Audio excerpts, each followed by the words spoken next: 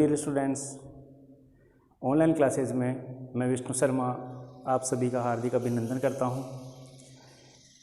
पिछली कक्षा में हमने संधि शब्द की व्युत्पत्ति, परिभाषा और संस्कृत व्याकरण की संधि के मुख्य रूप से 3 भेदों पर हमने चर्चा की। आज हम स्वर संधि के अंतर्गत आने वाली संधियों में दीर्घ संधि का अध्ययन करने जा रहे हैं। आप देख सकते हैं दीर्घ संधि के ठीक सामने एक सूत्र लिखा हुआ है, अकह सवर्णे दीर्घः। जैसा कि हमने पहले भी चर्चा की थी कि 14 माहेश्वर सूत्रों से बनने वाले प्रत्याहारों से ही सूत्र आदि की रचना होती है। तो उसी क्रम में इस सूत्र में आप देख रहे होंगे अकह सवर्णे दीर्घः। पहले तो हम एक एक शब्द के विषय में जानते हैं। अकह, अक प्रत्याहार के वर्ण। अब अक प्रत्याहार में कौन कौन से वर्ण हैं? ए, ई, उ, री और लृ। मुख्य रूप से अक प्रत्याहार में ये 5 वर्ण सम्मिलित होते हैं। आगे कह रहा है सवर्ण, एक समान होने पर, मतलब अक प्रत्याहार के वर्ण जब एक दूसरे के आमने सामने एक जैसे होते हैं। एक जैसे का मतलब माहेश्वर सूत्रों में इन प्रत्याहार में इन ऋस्व स्वरों की स्थिति ही होती है। लेकिन मैंने आपसे कहा कि इनके दीर्घ को भी अक प्रत्याहार में ही समझा जाएगा। जैसे कि ए का आ, ई का ई, उ का उ, री का री और लृ में दीर्घ का अभाव होता है।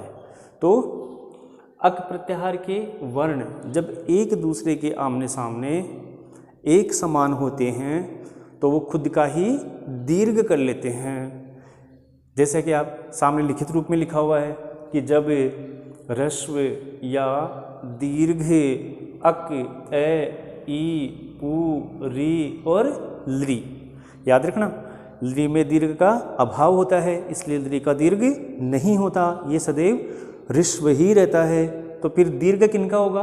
दीर्घ सिर्फ इन 4 स्वरों का होगा, ए, ई, उ और री का। के सामने ह्रस्व या दीर्घ अक प्रत्याहार के वर्ण आए तो दोनों के स्थान पर दीर्घ हो जाता है। इस लिखी गई परिभाषा को, इस सूत्र के लिखे गए अर्थ को हम कुछ इस प्रकार से समझ सकते हैं। जैसे कि 1 नंबर, इस पर देखिए आप, ए या आ प्लस ए या आ, निर्माण किसका करेंगे? आ का। मतलब इनमें से कोई एक और इनमें से कोई एक, ये आमने सामने किसी भी स्थिति में हो। किसी भी स्थिति से मेरा तात्पर्य है कि ए के सामने आ होगा तब भी आ का निर्माण होगा, आ के सामने आ होगा तब भी आ का निर्माण होगा, ए के सामने ए होगा तब भी आ का निर्माण होगा, आ के सामने ए होगा तब भी आ का निर्माण होगा। इस प्लस से तात्पर्य यह है कि इन वर्णों में से कोई एक आपको प्रथम शब्द के अंत में स्थित वर्ण में मात्रा के रूप में मिला हुआ होगा। मतलब जब आप उसका उच्चारण करोगे ना, तो प्रथम शब्द के अंत में से या तो ए की ध्वनि आएगी या फिर आ की ध्वनि आएगी, और उसके ठीक सामने जो द्वितीय शब्द होगा उसका पहला वर्ण या तो ए होगा या आ होगा। तो ये दोनों मिलकर किसका निर्माण करेंगे? आ का निर्माण करेंगे। इसी तरह दूसरे नियम के अनुसार ई और ई प्लस ई और ई बराबर ई, मतलब इनमें से कोई एक और इनमें से कोई एक दीर्घ ई का निर्माण करेंगे। ठीक इसी प्रकार उ और उ और उ बराबर उ का निर्माण करेंगे। ठीक इसी प्रकार री और री प्लस री और री बराबर री का निर्माण करेंगे। इस प्लस के इधर जो स्थित वर्ण हैं उनकी स्थिति आपको प्रथम शब्द के अंत में मात्रा के रूप में दिखाई देगी, और ये जो शब्द है ना, ये साक्षात रूप से सामने द्वितीय शब्द के प्रथम वर्ण में आपको नजर आएंगे। जैसे कि उदाहरण के तौर पर हम सबसे पहले ए या आ प्लस ए या आ बराबर आ, इन वर्णों से बनने वाले कुछ उदाहरण देख रहे हैं। जैसे कि यथा धन अर्थ है, ये देखिए यथा, ये जो प्लस है इसके ठीक पहले जो प्रथम शब्द है उस प्रथम शब्द का अंतिम वर्ण है था, और इस था में कौन से स्वर की स्थिति है? आ स्वर की। ठीक सामने अर्थ है लिखा हुआ है, मतलब प्रथम शब्द द्वितीय शब्द का जो प्रथम वर्ण है वो ए स्वर है। तो इस यथा का आ और अर्थ का ए दोनों मिलकर आ का निर्माण करेंगे, तो शब्द बनेगा यथार्थ है। चलिए थोड़ा इसको विस्तार रूप से समझते हैं। उदाहरण है अपना यथा प्लस अर्थ है। देखिए प्रथम शब्द के अंत में ये थ में कौन से स्वर की स्थिति है? आ की, आ स्वर की स्थिति है। ये देखिए मात्रा के रूप में है। प्लस अर्थ है, तो द्वितीय शब्द का प्रथम वर्ण क्या है? ए। तो आ और ए ये दोनों मिलकर आ का निर्माण करेंगे। सवर्ण हो गए ना, ये एक समान हो गए। एक समान हुए तो स्वयं का यानी खुद का ही दीर्घ कर लेंगे। तो आ और ए मिलकर किसका निर्माण करेंगे? आ का। तो स्थिति क्या बन जाएगी? ये थे प्लस आ प्लस थे। ए कहाँ चला गया? ए आ से मिलकर आ में परिवर्तित हो गया। अब ये थे जो कि हलंत है। अब इस हलंत मतलब इसमें स्वर नहीं है, इसका जो स्वर था ना वो सामने वाले ए से मिलकर आ में परिवर्तित हो गया। अब ये जो आ हुआ है वो इस थे में एक मात्रा के रूप में जुड़ जाएगा, शब्द बन जाएगा यथा, और फिर शेष अंश जो बचा हुआ है वो इसके साथ जोड़ दीजिए, तो इस प्रकार से शब्द बन जाएगा यथार्थ है। इसी स्थिति को, इसी तरीके को आपको प्रत्येक उदाहरण में समझना है। एग्जाम्पल के तौर पर हम एक उदाहरण और लेते हैं।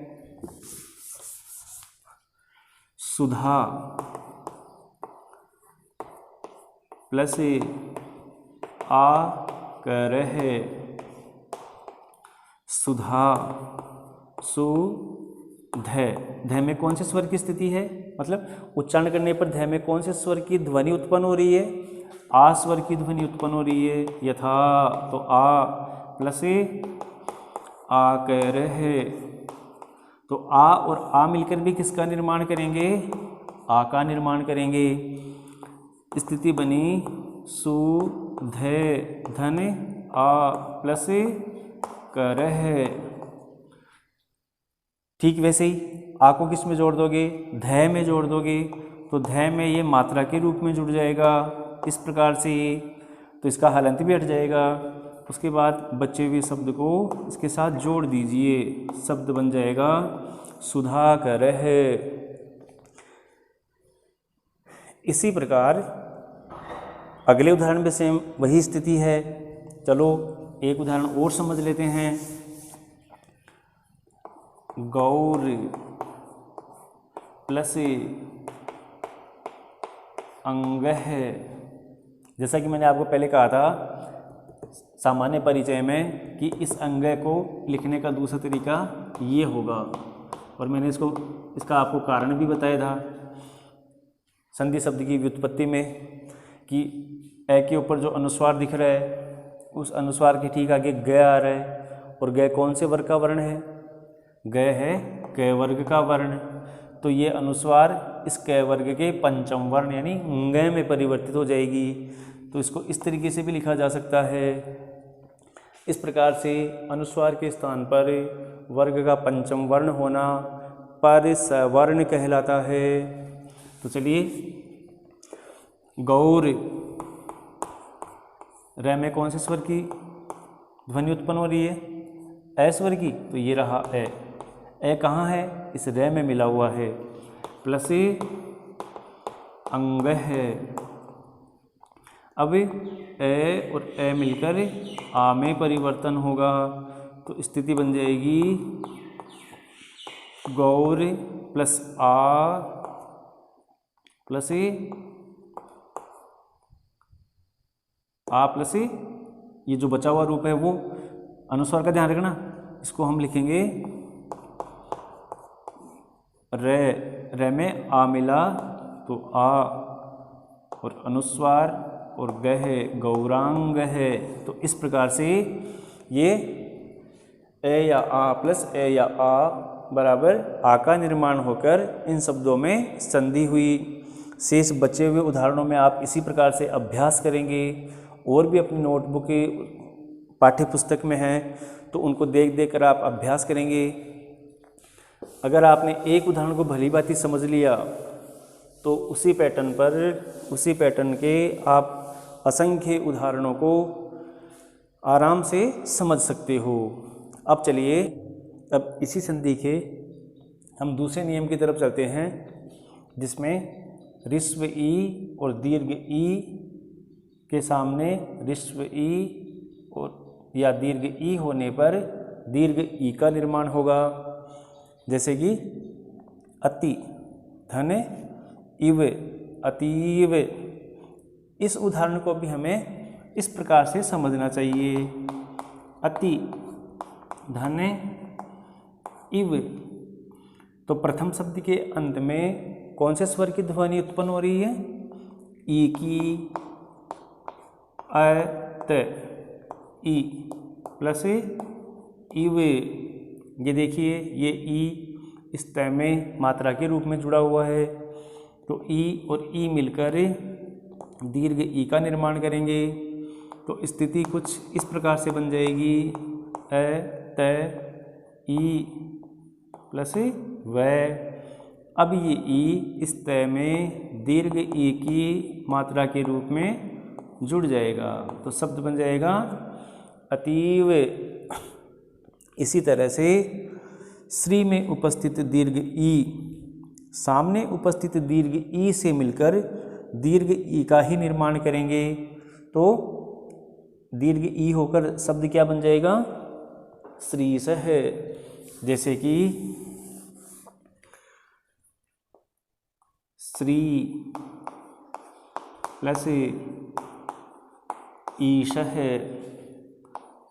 श्रे धन ई प्लस ईशः। तो ई और ई मिलकर दीर्घ ई का निर्माण करेंगे, तो स्थिति बन जाएगी श्रेय धन ई प्लस सह। तो अब ये दीर्घ ई इस श्रेय में दीर्घ ई की मात्रा के रूप में जुड़ जाएगा। बचा हुआ शेष इसके साथ जोड़ दो, श्री सह। साथ ही मैं आपको एक बात और बताऊं कि जो श्रेय है ना, ये एक संयुक्त व्यंजन वर्ण है, जो स और र के दोनों से मिलने से बना हुआ है। इस श्रेय का निर्माण कैसे हुआ? स और र के मिलने से। तो ये एक संयुक्त वर्ण कहलाएगा, क्योंकि ये दो वर्णों के संयोग से बना हुआ है। इसी तरह से रवि, व में ऋस्व ई, सामने का ऋस्व ई, तो ऋस्व ई और ऋस्व ई दोनों मिलकर ही किसका निर्माण कर लेंगे? दीर्घ ई का। ठीक इसी तरह गौरी धन ईश है, तो गौरी का ई और सामने का ई, गौरीश है। ठीक इसी प्रकार से इन शेष उदाहरणों में भी आपको इसी तरह से समझना है। इसी तरह के और भी उदाहरण अगर आपको मिले तो आप उन पर इन नियमों के अनुसार अभ्यास कर सकते हो। इसके अंत में मैं आपको अभ्यास के लिए भी कुछ उदाहरण दूंगा, जिनमें इन चारों वर्णों के सामने इन चारों जैसे ही कोई वर्ण हो तो ये खुद का ही दीर्घ करेंगे। अब चलिए तीसरे नियम की तरफ चलते हैं।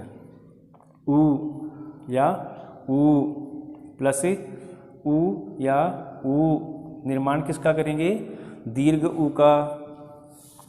जैसे कि आप देख सकते हैं, भानु धन उदय है, भानुदय है। इसको समझने के लिए भी आप देखिए, भानु धन उदय है, भानु के न में कौन सा स्वर जुड़ा हुआ है? ऋस्व उ। ठीक सामने लिखा हुआ है उदय है। भानु के न में उपस्थित उ स्वर और उदय का उ, ये दोनों मिलकर दीर्घ उ का निर्माण करेंगे। स्थिति बन जाएगी भा न प्लस उ प्लस दय है। तीनों को जोड़ोगे तो भानुदय है। ठीक इसी तरीके से गुरुधन उपदेश है। गुरु प्लस उपदेश है।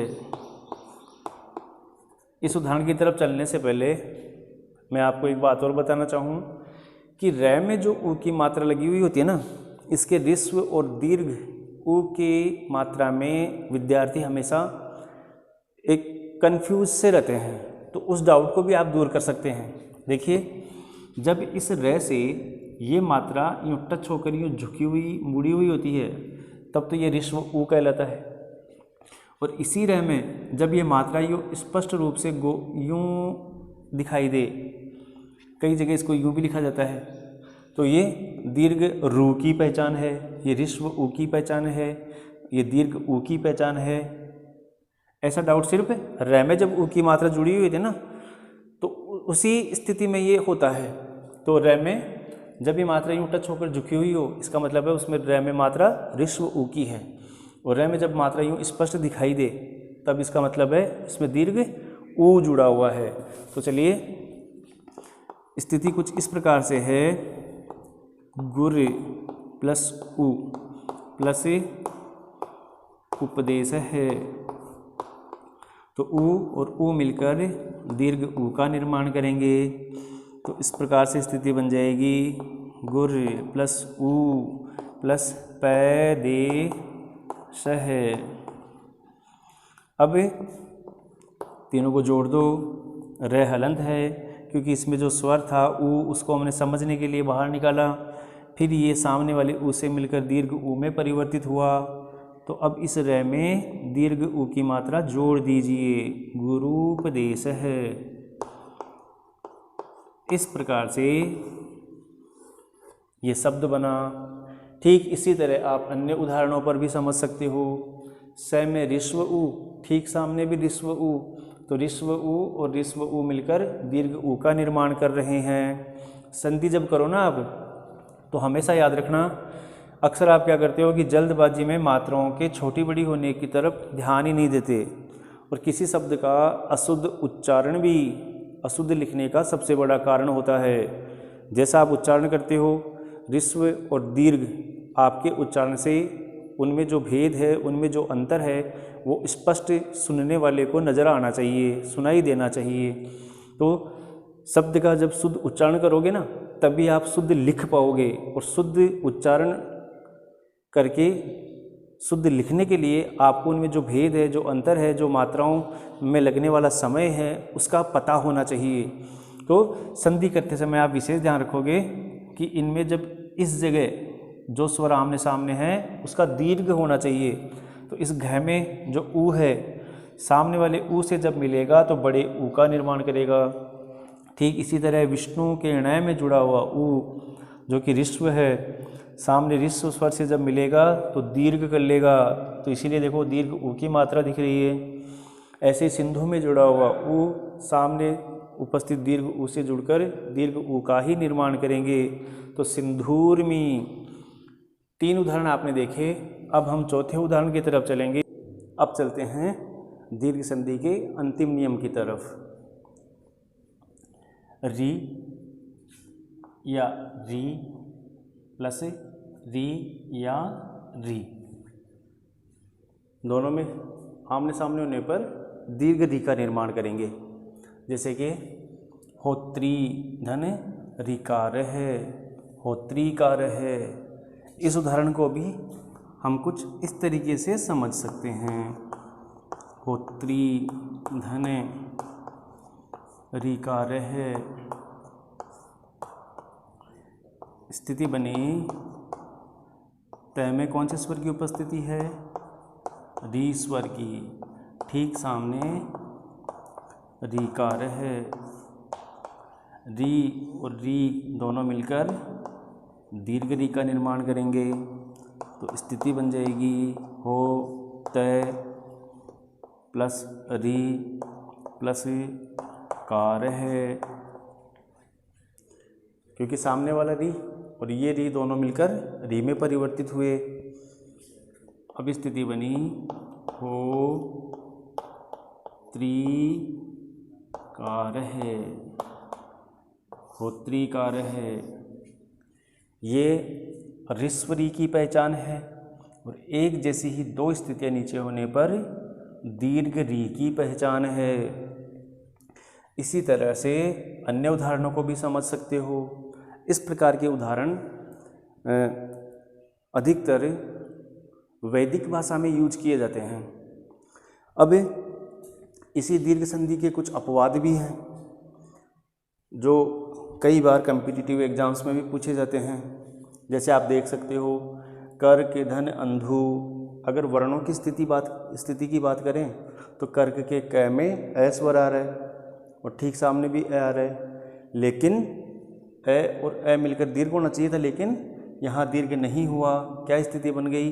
करकंदुहु। सेम यही स्थिति रहेगी, इसमें कोई परिवर्तन, कोई दीर्घ नहीं होगा, इसलिए ये अपवाद कहलाया। अधिकतर अपवाद से संबंधित प्रश्नों को सूत्र के माध्यम से भी पूछा जाता है या फिर उच्चारण की दृष्टि से, वर्णों की साम्यता की दृष्टि से एक जैसे उदाहरण देकर भी पूछे जा सकते हैं कि निम्नलिखित उदाहरणों में से दीर्घ संधि का उदाहरण नहीं है या समूह से कौन सा शब्द अलग है। अगर आप इसके सूत्र के विषय में जानना चाहो तो इसी का सूत्र है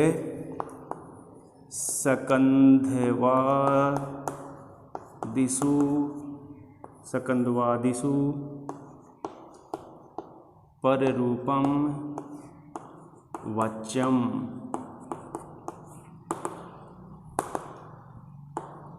टेन तक के स्तर पर ये जो अपवाद हैं या ये जो सूत्र हैं ये इतने सिलेबस में कभी पूछे नहीं जाते। कॉम्पिटिटिव एग्जाम्स की दृष्टि से ये महत्वपूर्ण है। टुकड़े करोगे तो सक अंधु, सक और अंधु आदि शब्दों के योग में पररूप एकादेश ही होता है। पररूप का मतलब जो सामने की स्थिति हो ना, जैसे कर्क धन अंधु, सक धन अंधु, तो यहाँ पर ए स्वर की ध्वनि है और सामने अंधु शब्द का योग है और अंधु शब्द के शुरू में ए आ रहा है, तो ये दीर्घ नहीं होकर पररूप जो एकादेश है ना, ये ऐसा का ऐसा ही अपने पूर्व जो शब्द है उसके अंतिम वर्ण के साथ जुड़कर बिना कोई दीर्घ किए जैसा है वैसा का वैसा ही रह जाता है, तो ये कहलाएंगे इसके अपवाद। इसी संधि के मैं कुछ अभ्यास कार्य दे रहा हूँ, यहाँ पर देख सकते हो आप सामने। तो वर्णों की स्थितियों को देखकर, उनको समझकर आप इन सभी शब्दों में संधि करोगे और अभ्यास करोगे। ऐसे ही उदाहरण अगर आपको और कहीं भी मिले तो उनकी भी प्रैक्टिस करोगे और अपनी नोटबुक में नोट करोगे। आगे हम इसी स्वर संधि के जो अन्य भेद है उन भेदों की तरफ चलेंगे। थैंक यू, धन्यवाद।